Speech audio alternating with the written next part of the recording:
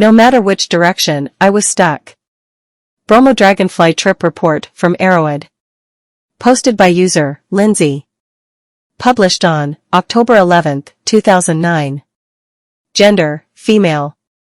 Body weight, 47 kilograms. Age at the time of experience, not given. Course of events. Ordered on Tuesday, September 29th, sent on Wednesday, September 30th, received on Saturday, October 3rd, consumed on Saturday, October 3rd around 3 p.m. John was very close to Brian and has been very depressed ever since, until he saw an online forum. John had thought that it was all his fault, but he certainly feels less guilty now that he knows it was a bad batch. I trust John, completely. He is extremely intelligent and always does his research. I knew something was wrong when I started to feel the intensity. John would have never given me a starting dose that was that strong. I was expecting it to recede, but it kept getting more intense, and that is when reality went completely away. I was in my room, walking back and forth from the bed to the bathroom. John would check on me, but I could not handle human contact, and he said Brian was having a rough time, so I sent him away.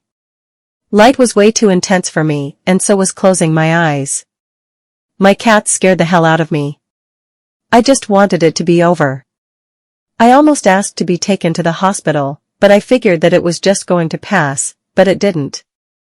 I soon went over the edge and found myself at the point where I was crawling on the floor in every direction, only to find that I was alone in a psychedelic universe. I was the center of this universe, and no matter which direction, to whom or what I crawled, I was stuck. This universe was strange. I was the queen, I was everything, but I was not allowed knowledge. The voices of the universe told me that I was the center and I was not allowed to know everything. It seemed to follow a circular pattern. Eventually, I landed on my back. I had given up.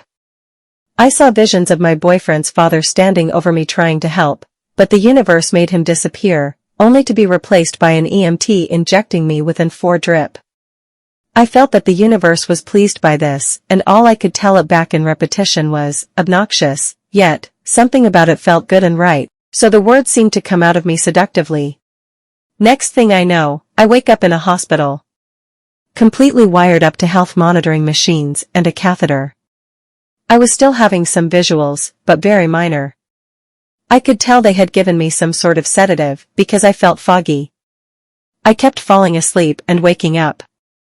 In one of my waking moments, a nurse had told me that John was being difficult, but she did not mention Brian. Then I overheard the nurses and a police officer talking. It was about 3 people. One of them had died. I was hoping it was not about me, John, and Brian. It was only hours later that I found out that they were. John and I were discharged from the hospital Sunday around 11 a.m. We went home and the house felt too cold for me. We have this courtyard thing near the front door, so all afternoon Sunday, I took naps in the courtyard. I was hungry, but I found it hard to go in the house. It felt bitterly cold, and trust me, I know what cold is. I grew up in New Hampshire. Eventually, the sun went down and I could not bear the hunger pains no more, so I went inside. I loved Brian. The relationship that he had with John made me jealous. I wish I was closer to my sister, who is the same age as Brian. I had the easier childhood than John and Brian, but Brian and John's lousy childhood made John's bond to Brian stronger, I think. Even though Brian was only John's half-brother, same mother, their relationship was very strong. Since Brian was at a young age, he was transferred back and forth from his mother to his father. It was a bad situation. While Brian was at their mother's house, John played the role of male role model. John taught him how to read, how to fight, and how to be a man. John felt that he had lost a son, and before he had said that, I had felt it too. This whole thing has been hard on John, until he realized that it was not his fault, thanks to the online forum, giving us the information that it was not pure 2CB fly. Brian's death will not be in vain. He will live on in the people that see the posts about him and decide to test their stuff and realize it's not what it appears to be. Sorry for the rambling, I haven't slept well. Thank you again, many, many times over. Love. P.S. John spoke with their mother this morning and she said that the toxicologist said that it was a tainted batch.